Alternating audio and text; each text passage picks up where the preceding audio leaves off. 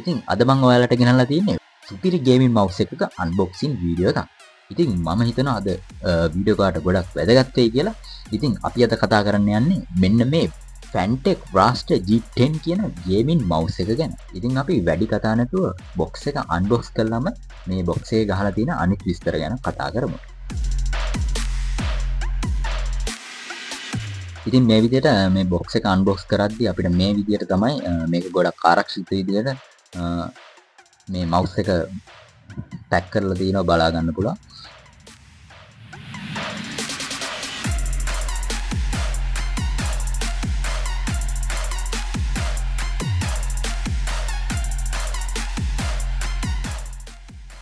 ඉතින් ඒ වගේම අපිට මේ මවුස් එකේ යූසර් මැනුවල් එක වගේම අපිට වොරන්ටි කාඩ් එකකුත් දීලා තිනවා බලා ගන්න පුළුවන් වෙනවා.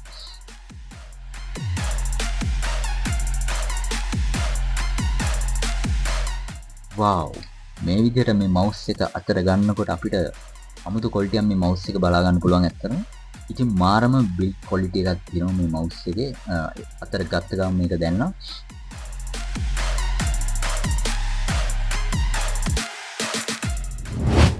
ඉතින් මේ බොක්ස් එකේ සඳහන් කරලා තියෙන විස්තර ගැන අපි කතා කරනවා නම් ඉතින් මුලින්ම කතා කරන්න තියෙන්නේ මේ මවුස් එකේ තියෙන DPI ගැන.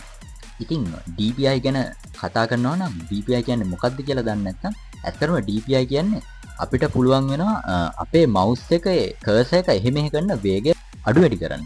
ඉතින් මේ මවුස් එකට අපිට ඔප්ෂන් 4ක් දීලා තියෙනවා මේ මවුස් එකේ වේගය අඩු වැඩි කරන්න. ඉතින් මේ මැද තියෙන බටන් එක ක්ලික් කරාම DPI 800 ඉඳලා DPI 2400 වෙනකම් මේ විදිහට 4 පාරක් අපේ කර්සර් එකේ වේගය අඩු වැඩි කරගන්න පුළුවන්. ඉතින් මම හිතනවා ග්‍රැෆික් ඩිසයින් කරන කෙනෙක්ට වගේම ගේම්ස් ප්ලේ කරන කෙනෙක්ට මේක ගොඩක්ම ප්‍රයෝජනවත් වෙයි කියලා.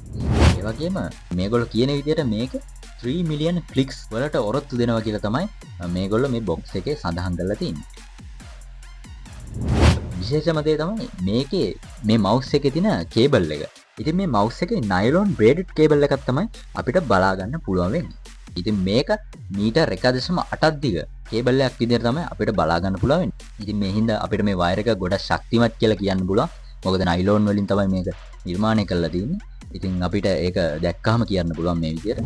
ඊළඟට අපි මේකේ ඩිසයින් සහ RGB ගැන කතා කරොත් ඇත්තටම ඔයාලට පේනවා ඇති මේක මේ විදිහට මැෂින් එකට ප්ලග් කරපු ගමන්ම RGB සයිකල් එකක් යනවා. ඉතින් ඔයාලට පේනවා මේකේ Fantech logo එකේ මේ විදිහට RGB light පත්තු වෙනවා. ඉතින් මේක මාරම ලස්සනයි. ඔයාලට බලා ගන්න පුළුවන් දැන්.